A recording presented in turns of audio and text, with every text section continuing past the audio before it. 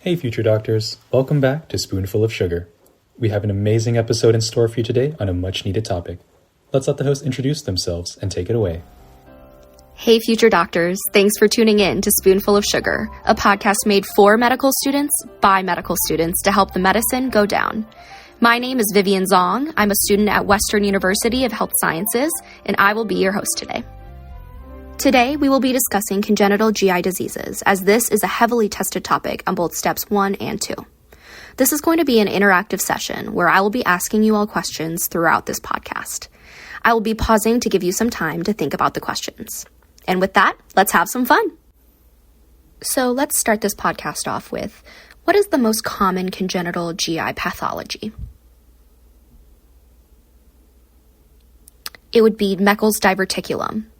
In Meckel's diverticulum, there is an outpouching of the small bowel, usually in the mid to distal ileum. This is often due to a persistent remnant of the vitelline duct. Do you all remember what the vitelline duct connects in utero? The vitelline duct in utero connects the midgut to the yolk sac, which usually obliterates spontaneously in weeks 5 to 9 of gestation. Meckel's diverticulum is a true diverticulum, which means that it contains all layers of the bowel wall, which includes the mucosa, the submucosa, and the muscular layer. You can compare and contrast this with colonic diverticula, which are false diverticula, which means that not all layers of the bowel wall are involved. Meckel's diverticula often contain ectopic gastric tissue and sometimes can also have pancreatic tissue too. How does Meckel's diverticulum usually present? Meckel's diverticula are usually asymptomatic. It is often an incidental finding on imaging or surgery. It can present at any age, but usually they present under 10 years old. If it is symptomatic, what is the most common symptom? That's right, painless bleeding. The ectopic gastric tissue may also secrete acid, which can lead to symptoms of ulceration, pain, and bleeding. There is a special rule that's associated with Meckel's diverticula. Do you remember what that is? Yes, it's called the rule of twos. Do you remember what the rule of twos consists of? The rule of twos says that 2% of the population are affected with Meckel's diverticula. There is a male to female ratio of 2 to 1. They occur within 2 feet from the ileocecal valve, and they are usually 2 inches in size. Diagnosis of Meckel's diverticula is with a technetium scan. In this type of scan, a tracer is taken up by gastric cells in the diverticulum. Diagnosis of Meckel's diverticulum will show 2 dark spots on the scan, with one being the stomach and the other being the ectopic gastric tissue in the intestine. If a patient is symptomatic, the treatment is surgery. If the patient is asymptomatic, the treatment is controversial. Some people say to observe and others say to proceed with surgery. Next, let's talk about some herniation topics. So let's say a newborn presents with herniation of intestines midlined through the umbilicus that is covered by peritoneum. What is this called? This would be an omphalocele. So what causes this disorder? So omphaloceles occur due to the persistence of normal herniation of the organs that occurs around week 6 of development. By week 12 of gestation, the organs rotate and actually return back to the abdominal cavity. Omphaloceles rarely involve the liver herniating out of the body. Omphaloceles also are associated with other disorders like the trisomies, such as Edwards, Patau, and Down syndrome, as well as Beckwith-Wiedemann syndrome, which is a big baby with a big tongue, as well as hypoglycemia and ear pits. Some other associated conditions are congenital heart defects, oral facial clefts, and neural tube defects. The treatment for this is surgical closure. So let's say a newborn presented with herniation of intestines just to the right of the umbilicus, with no peritoneal sac covering the organs. What would this be? This would be gastroschisis. Gastroschisis is an extrusion of bowel through an abdominal wall defect that is usually to the right of midline. This happens because of an incomplete closure of the abdominal wall, allowing bowel to herniate out of the abdominal cavity. What is one maternal lab finding that you will see in moms that are pregnant with babies with gastroschisis? That would be high maternal AFP. On ultrasound, you would see free-floating bowel and an amniotic sac. Some notes to contrast with omphalocele are that gastroschisis is not associated with other disorders like omphaloceles are, as well as the liver can herniate out of the body cavity in gastroschisis, unlike omphaloceles where they do not. So, what are some of the complications of gastroschisis? Some of the complications are bowel ischemia or necrosis, as well as atretic or necrotic bowel, requiring surgical removal and leading to short gut syndrome. Treatment for this is the same as omphalocele. It is also surgical closure. Next, let's say a newborn comes in with difficulty breathing, and on chest x-ray you see abdominal organs in the chest. What is this? This would be congenital diaphragmatic hernia. So this happens when there is a developmental defect of the diaphragm due to defective formation of the pleuroperitoneal membrane, which divides the pleural and the peritoneal cavities. This causes a hole in the diaphragm, which allows the abdominal organs to herniate into the chest cavity. When there is in utero herniation, this can lead to pulmonary hypoplasia and underdevelopment of the lungs, since your abdominal organs are compressing the lungs in the chest. This disorder is important to catch because it can lead to fetal demise. What is the diagnostic test in utero? For diagnosis in utero, it would be ultrasound. What about the imaging modality for diagnosis at birth? It would be chest x-ray, and just like the presentation in this clinical vignette, you would see abdominal organs in the chest on chest x-ray. Once you diagnose this, what would be the appropriate initial next best step for treatment? You would want to initially stabilize and place the patient on mechanical ventilation. The definitive treatment would be surgery to fix the diaphragmatic hernia. Next, let's talk about malrotation. What is malrotation? Malrotation is when the embryonic gut fails to rotate normally, which leads to improper positioning of the bowel with the small intestine on the right side of the abdomen and the large intestine on the left. Board exams love to mention that imaging reveals the appendix or the cecum is in the right upper quadrant instead of the right lower quadrant that it should be. What is the most common presentation of malrotation in babies? That would be midgut volvulus. In midgut volvulus, the small bowel, usually the ileum, twists around the superior mesenteric artery, which causes a small bowel obstruction, which can cut off blood supply and lead to infarction. What are some of the signs and symptoms of this?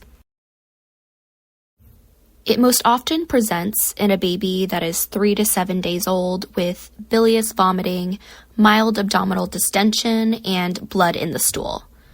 What is the best initial imaging test to do in this newborn with suspected malrotation? You would want to do an abdominal x-ray. It can be normal in early stages, but it helps to exclude perforation. What is the best diagnostic imaging test to do? That would be an upper GI series with contrast. You would see a corkscrew appearance of the proximal small bowel. Fibrous adhesions of the peritoneum can also form due to the malrotation that can cause duodenal obstruction. What are these adhesions called? These adhesions are called Ladd's bands. LADS bands can cause compression of the duodenum, which can make the small intestine twist on itself, which will cut off blood supply and result in infarction. The intestine twisting on itself is called what? That would be volvulus. What imaging modality do you want to use to diagnose volvulus? You would want to do an upper GI series and introduce contrast through a nasogastric tube. The treatment for this is an urgent surgery called LADS procedure. This surgery removes adhesions and the appendix and puts the small bowel on the right and the colon on the left.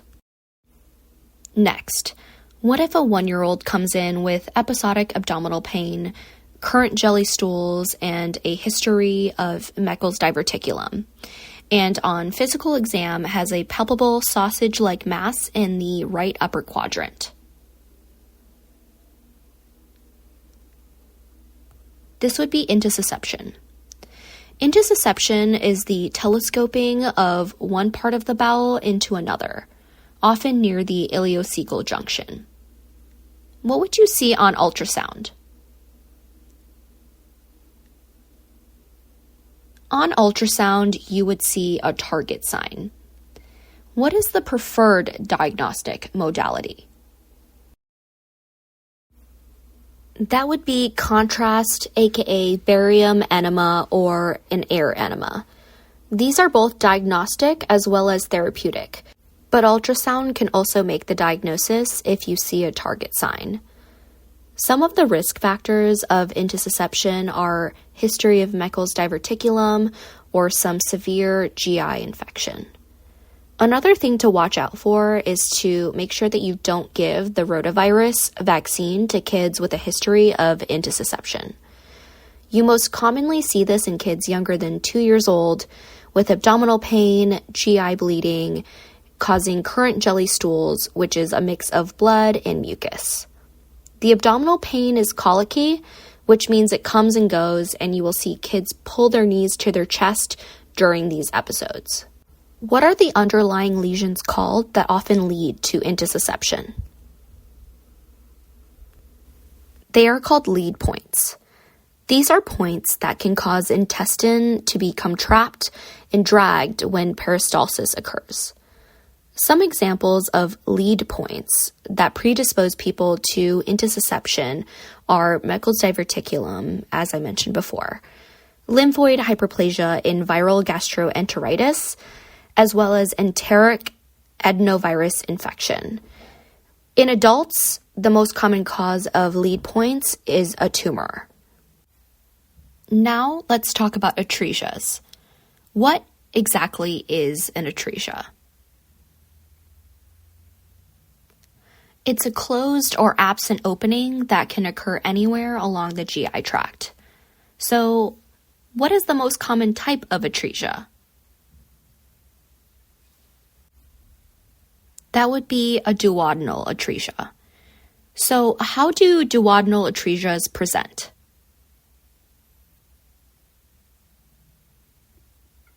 It would most commonly be a newborn who presents in the first 24 to 48 hours of life with bilious projectile vomiting after their first feeding.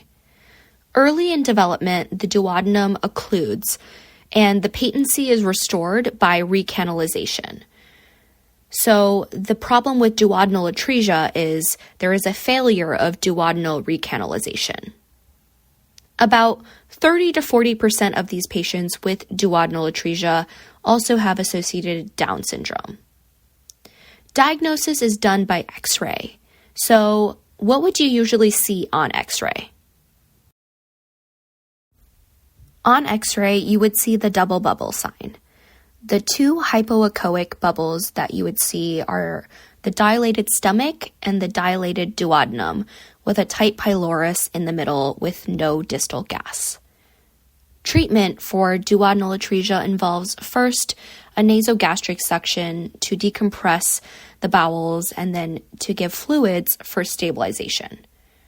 Definitive treatment is surgery to correct the obstruction by removing the atretic part of the duodenum. Another type of atresia in the GI tract that is less common than duodenal atresia is jejunal ileal atresia. This happens due to vascular disruption leading to ischemic necrosis of the intestines while the baby is still developing in utero. Necrotic tissue is resorbed, leaving the blind ends of the bowel. The bowel distal to the blind end may be curled, which is called apple peel atresia. What is the definitive X-ray finding in jejunal ileal atresia?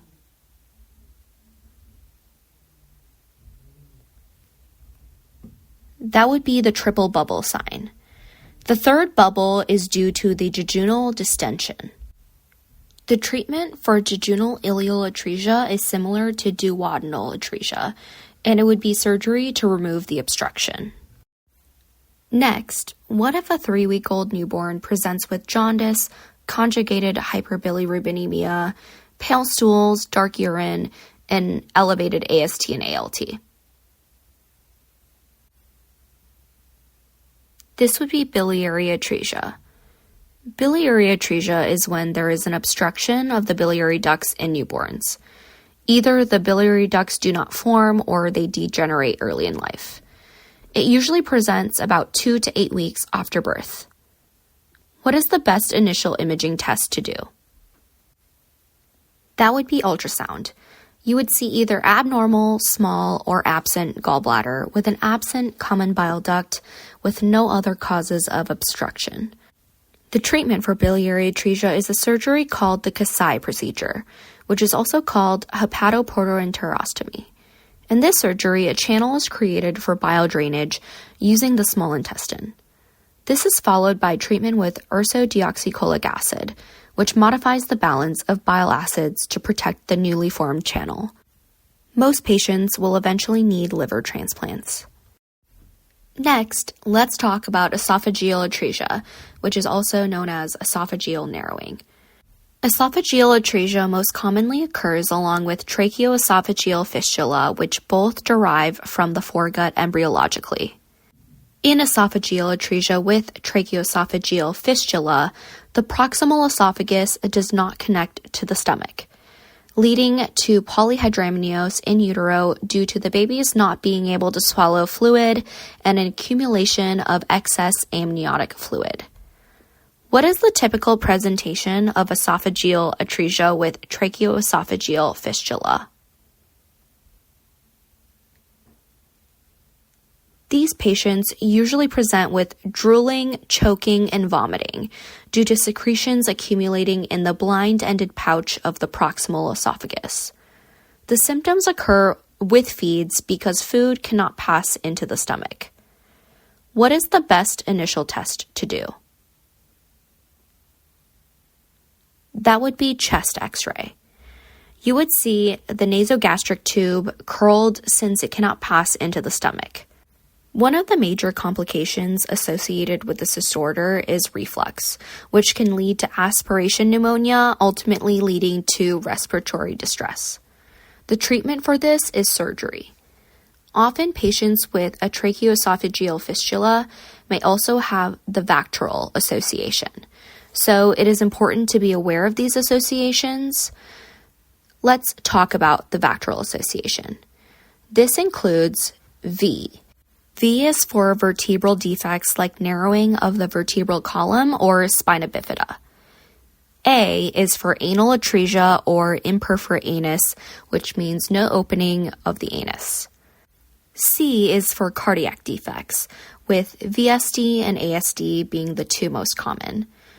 Some other cardiac defects that are less common are PDA, which is patent ductus arteriosus, tetralogy of Fallot, and hypoplastic left heart syndrome, which is due to the malformation of the left side of the heart, preventing blood from flowing normally through the left side of the heart to the rest of the body. T is for tracheoesophageal fistula.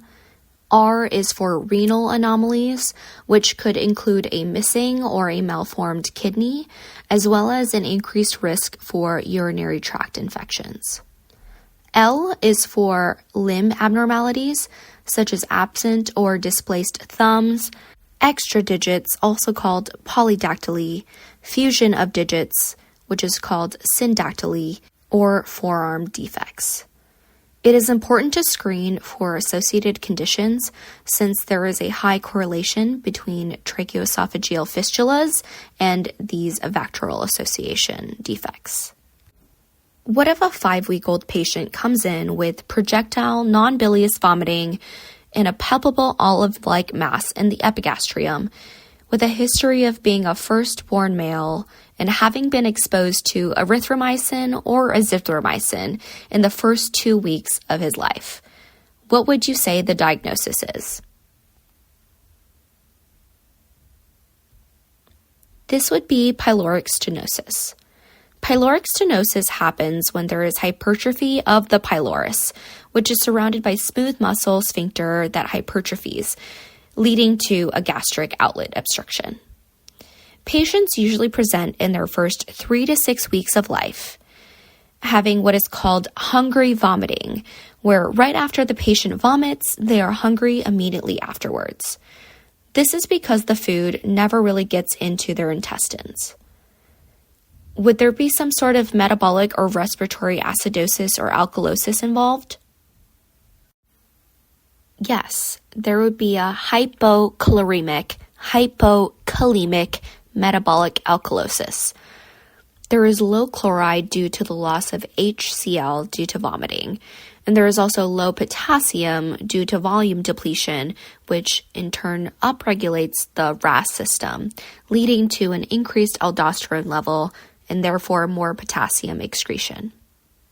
What is the diagnostic imaging of choice in pyloric stenosis? That would be ultrasound. On ultrasound, you should see a target sign or donut sign. This is hypertrophied hypoechoic muscle at the pylorus. If the ultrasound does not show anything, what is the next best imaging to do? It would be an upper GI contrast X-ray, and you would expect to see a string sign, which is an elongated thin pyloric canal. What would be the best treatment for pyloric stenosis? It would be volume resuscitation for the vomiting and then a surgery called pyloromyotomy to relieve the gastric outlet obstruction. So let's say we had a 5-day-old newborn who still has not passed a stool and on physical exam has abdominal distension, bilious vomiting, and on digital rectal exam there is a positive squirt and blast sign. This patient has Hirschsprung's disease. This is a congenital motor disease of the colon where ganglion cells that are derived from neural crest cells fail to migrate properly to the GI tract. What is the gold standard for diagnosis of this disorder?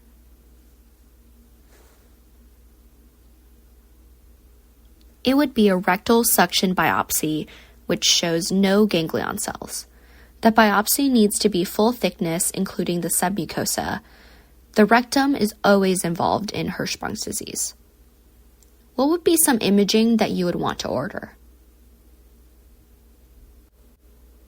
An abdominal X-ray would show a dilated bowel with no air in the rectum, and a contrast enema would show a transition zone between the normal proximal distended bowel and the abnormal distal bowel that is empty. The contrast enema can only be done after the X-ray has shown that there are no perforations. What other syndromes are we worried about in this patient? It would be Down syndrome. Trisomy 21 has some high-yield associations, such as Hirschsprung's disease, duodenal atresia, annular pancreas, endocardial cushion defects, early onset Alzheimer's, and atlantoaxial instability. What would be the treatment for Hirschsprung's disease? It would be colon resection. You would have to remove the part of the colon without ganglion cells. What about if we had a newborn with a history of cystic fibrosis and still has not passed a stool by day 6, also has bilious vomiting and abdominal distension on physical exam? This would be meconium ileus, which is more common in kids with cystic fibrosis. The meconium becomes too thick, so a plug forms and causes small bowel obstruction. On abdominal x-ray, what would you expect to see? You would see what is called the soap bubble sign, which is meconium mixed with air and dilated bowel loops. What about what you would see on a contrast enema x-ray? You would see unused small colon with only a partial small bowel filling and pellets of meconium. What is the treatment for meconium ileus?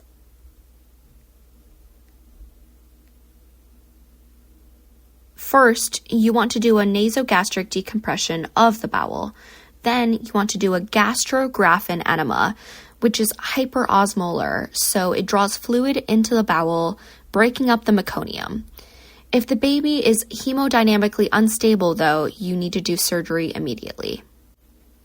Now, what if we had a neonate born at 28 weeks gestation who presents with bilious vomiting and bloody diarrhea, who had her first course of formula 5 days ago? On physical exam, the baby has abdominal distension, and on abdominal x-ray, there is free air under the diaphragm. What would the diagnosis be? This would be necrotizing enterocolitis.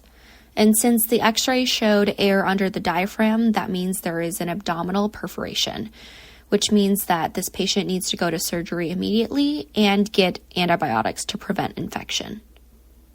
What is the highest yield risk factor for development of necrotizing enterocolitis? That would be enteral feeding in a premature baby. Just like we saw in this clinical vignette, she was a baby who was born premature and just started feeding. What is another classic finding on imaging in patients with necrotizing enterocolitis? That would be pneumatosis intestinalis, which is air in the wall of the bowel. The treatment for this would be to put the baby on NPO, TPN if the patient is necrotic, antibiotics, and surgery to resect the necrotic bowel.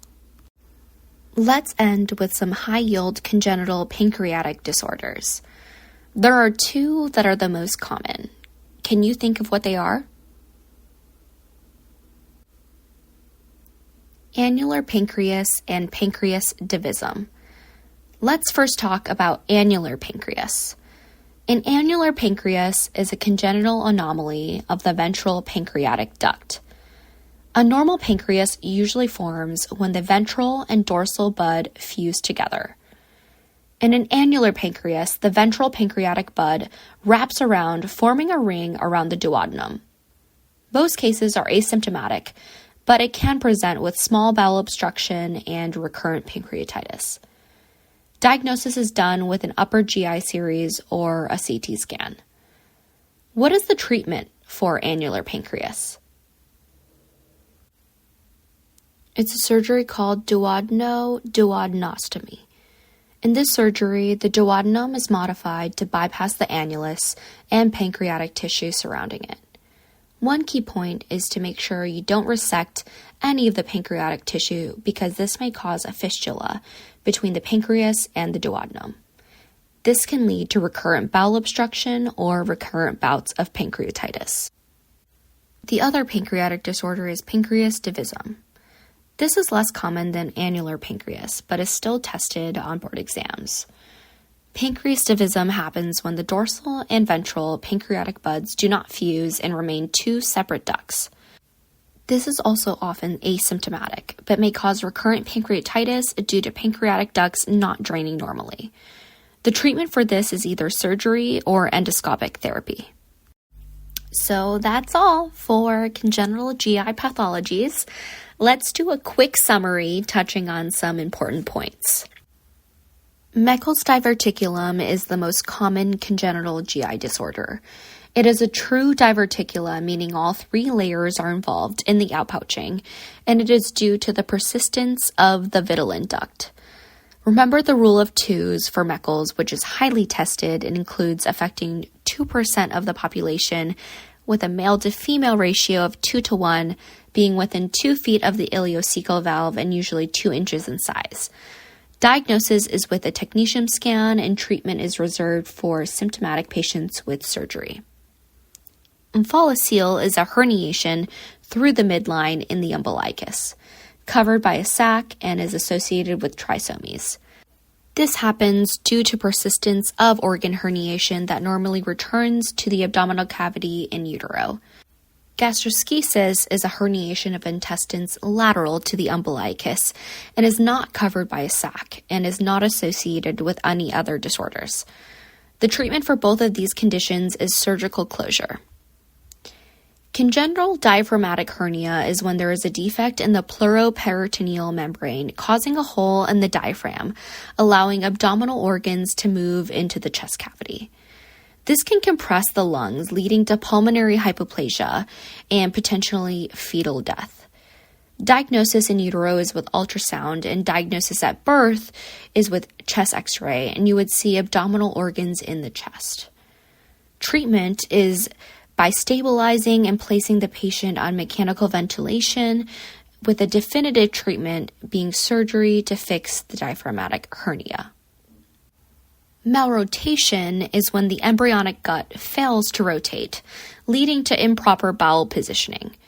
Malrotation can lead to the formation of Ladd's bands, which can compress the duodenum, causing the small intestine to twist on itself, leading to infarction. This twisting is called volvulus and is diagnosed by an upper GI series with contrast. The treatment for this is Ladd's procedure, which removes adhesions, the appendix, and places the small intestine on the right side of the abdomen and the large intestine on the left. Intussusception is caused by telescoping of one part of the bowel into another and is often near the ileocecal junction. Some diagnostic tools that are used are ultrasound, which you can see a target sign, or contrast, aka barium enema or air enema, which is also therapeutic. Lead points such as Meckel's diverticulum and enteric adenovirus infection are risk factors that can cause intussusception. Duodenal atresia is the most common GI tract atresia. It is a closed or absent opening of the duodenum due to the failure of duodenal recanalization. Diagnosis is done by X-ray, and you would see a double bubble sign. Treatment involves first using a nasogastric suction and providing fluids, with a definitive treatment being surgery to remove the atretic part of the duodenum. Jejunal ileal atresia is less common than duodenal atresia. The pathophysiology behind this disorder is due to vascular disruption leading to ischemic necrosis of intestines while the baby is still developing. The bowel distal to the blind end may be curled and can be called apple peel atresia. On X-ray, you will find a triple bubble sign. The treatment is also surgery to remove the obstructive or atretic part of bowel. Biliary atresia occurs when there is an obstruction of the biliary ducts in newborns. Diagnosed by ultrasound, where you will see either an abnormal, small, or absent gallbladder with an absent common bile duct. The treatment is a surgery called the Kasai procedure, which is also known as hepatoportoenterostomy, where a channel is created for bile drainage. Then, ursodeoxycholic acid is given to protect the newly made channel, and eventually many patients will require liver transplants. Esophageal atresia most commonly occurs with tracheoesophageal fistula. This occurs when the proximal esophagus does not connect to the stomach. The best initial test is a chest X-ray, where you will see the nasogastric tube curling and not passing into the stomach. A tracheoesophageal fistula is also associated with the Vactral association, which includes vertebral defects, anal atresia, cardiac defects, renal anomalies, and limb abnormalities. The treatment for esophageal atresia is surgery. Pyloric stenosis is due to the hypertrophy of the pyloric sphincter, leading to gastric outlet obstruction. On physical exam, there will be a palpable olive-like mass in the epigastrium. Some risk factors are being a firstborn male and being exposed to erythromycin or azithromycin in the first 2 weeks of life. On ultrasound, you will see a target or donut sign, and this is due to hypertrophied hypoechoic muscle of the pylorus. If the ultrasound doesn't show any findings, you can do an upper GI contrast X-ray, where you would see the string sign, which is an elongated, thin pyloric canal. Treatment is fluid resuscitation and then a surgery called a pyloromyotomy to relieve the gastric outlet obstruction. In Hirschsprung's disease, a newborn who has not passed stool yet with a positive squirt or blast sign, the gold standard for diagnosis is a rectal suction biopsy, which is specific in biopsying all layers including the submucosa where you would find no ganglion cells.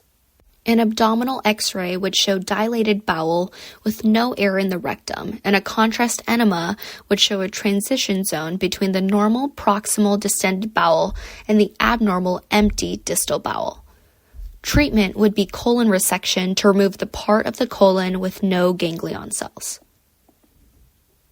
Meconium ileus is commonly seen in cystic fibrosis patients. The meconium is so thick in these patients that it forms a plug, leading to small bowel obstruction. On abdominal X-ray, you would see the soap bubble sign, which is meconium mixed with air in the dilated bowel loops. On contrast enema X-ray, you would see unused small colon with only partial small bowel filling and pellets of meconium. Treatment includes first doing a nasogastric decompression, then doing a gastrographin enema to draw fluid into the bowel to break up the meconium. If the patient is hemodynamically unstable, surgery is required.